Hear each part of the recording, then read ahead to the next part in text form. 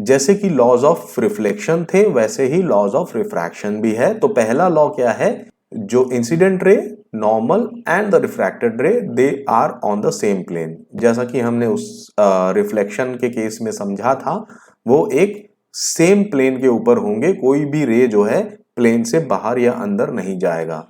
तो this is law number 1 and the second law is ratio of sine of angle of incidence to the sine of angle of refraction is constant. मतलब sine i, मतलब ये अगर incident ray है तो ये normal के साथ जो एंगल बनाएगा that is incident angle of incidence, और जो रिफ्रैक्टेड रे नॉर्मल के साथ एंगल बनाता है that is angle of refraction. So sine i upon sine r is constant and that is the refractive index. लेकिन इसके अंदर यह देखना है कि जो एंगल ऑफ इंसिडेंस है वो 0 डिग्री से ज्यादा हो और 90 डिग्री से कम हो। तो अब देख लेते हैं, अगर एंगल ऑफ इंसिडेंस 0 है तो एंगल ऑफ रिफ्रैक्शन क्या होगा। एंगल ऑफ रिफ्रैक्शन भी 0 होगा क्योंकि उसके अंदर कोई डिफ्लेक्शन होगा नहीं। तो उसको देख लेते हैं कैसे होगा, तो इसको मिटा देते हैं। Now see, suppose angle of incidence equal to 0, तो हम क्या लिख सकते हैं according to this law, second law that is the Snell's law, हम लिख सकते हैं sine i upon sine r equal to constant, and sine i is equal to constant into sine r. So sine i, तो I is 0, so sin I will be 0 because sin of 0 is 0 is equal to constant into sin R. So sin R will be 0 divided by constant. Then we can write that sin R equal to 0. इसका मतलब क्या हुआ, sin R अगर 0 है तो R क्या होना चाहिए, R भी 0 होना चाहिए। क्यों, क्योंकि साइन 0 इज 0। तो ये हमने मैथमेटिकली प्रूव कर लिया। अब 90 डिग्री में अगर जाए एंगल, 90 डिग्री मतलब क्या, ray of light is coming like this which is perpendicular to the normal. तो इस केस में तो वो मीडियम के अंदर एंटर कर ही नहीं रहा है, पैरेलली निकल जा रहा है, तो वो सीधा ही निकल जाएगा। तो इस केस में भी कोई डिफ्लेक्शन होगा नहीं। तो अभी समझ लेते हैं रिफ्रैक्टिव इंडेक्स है क्या और लाइट क्यों बेंड होता है जब वो किसी मीडियम से दूसरे मीडियम में जाता है। बेसिकली क्या होता है, लाइट जो होता है, लाइट की जो स्पीड है वो डिफरेंट मीडियम में चेंज हो जाती है। फॉर एग्जाम्पल वैक्यूम में इसका स्पीड जो है हाईएस्ट है, दैट इज 3 × 10⁸ मीटर पर सेकेंड।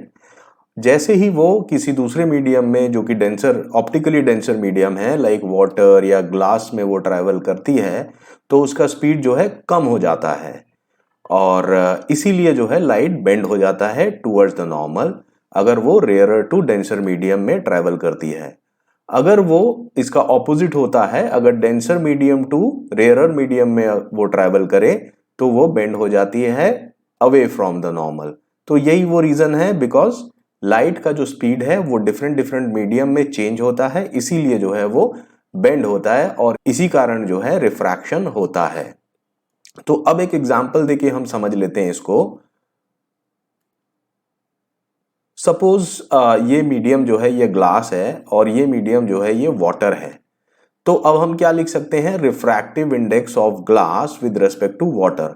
एक चीज ध्यान देने वाली है, हम पहले किसको लिखते हैं, ग्लास जो कि सेकंड मीडियम है, मतलब जहां पे रिफ्रैक्शन हो रहा है उसको हम पहले लिखते हैं, और विद रेस्पेक्ट टू क्या होता है, जो फर्स्ट मीडियम है जहां पे इंसिडेंट हो रहा है लाइट, उसको लिखते हैं। तो glass with respect to air will be sine I1 divided by sine R1। और ऐसे ही अगर इस इंटरफेस में क्या होगा, लाइट यहां फिर दोबारा से रिफ्रैक्ट हो रहा है, तो हम लिख सकते हैं, ये अगेन वाटर है, refractive index of water with respect to glass will be equal to sine I2 divided by sine R2। तो अब एक चीज और ध्यान देने वाली है, इसके अंदर एक टर्मिनोलॉजी है absolute refractive index. So what is absolute refractive index? Absolute refractive index जो है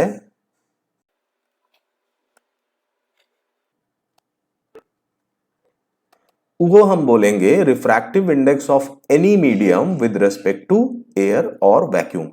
तो अगर मैं बोलूं refractive index of glass, that means what, absolute refractive index of glass which is equal to refractive index of glass with respect to vacuum. Alright, तो अब इस चीज को हम लोग जनरलाइज कर देते हैं फॉर्मूले को। तो अगर मैं लिखूं refractive index of second medium with respect to first medium, क्या होगा? सेकंड मीडियम कौन सा होता है? जहां पे रिफ्रैक्शन हो रहा है। और फर्स्ट मीडियम कौन सा है? जहां पे रे इंसिडेंट हो रहा है। तो इसके अंदर हम क्या लिख सकते हैं? Refractive index of second medium with respect to first medium is equal to sine i upon sine r. मतलब ये आई कहां पर होता है? एंगल ऑफ इंसिडेंस, जहां पे इंसिडेंट हो रहा है, which is equal to velocity of light in first medium divided by velocity of light in second medium। तो इसके अंदर ये उल्टा हो जाता है, जहां जो velocity of light in the first medium है वो ऊपर आ जाएगा, which is equal to refractive index of absolute refractive index of second medium divided by absolute refractive index of first medium। तो ये है हमारा मास्टर फॉर्मूला। अगर इसको हम याद रखेंगे तो सारे सम्स जो है उसको हम इजीली कर पाएंगे जो रिफ्रैक्टिव इंडेक्स से रिलेटेड हैं।